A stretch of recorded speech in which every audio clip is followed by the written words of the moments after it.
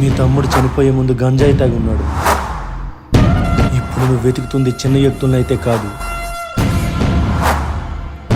నాకేమైనా చెప్పాలరా?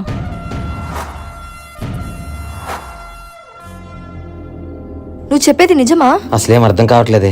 మా ఛానల్ వల్ల ఏమైనా యూజ్ ఉంటుందా?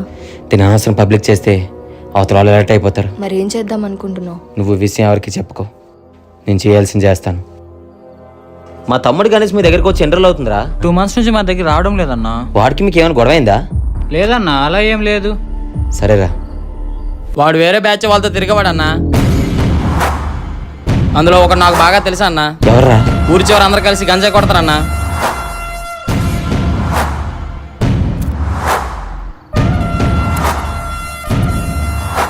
ఎవడరా నువ్వు? మా తమ్ముడిని చంపింది ఎవర్రా? మీ తమ్ముడెవడు బే?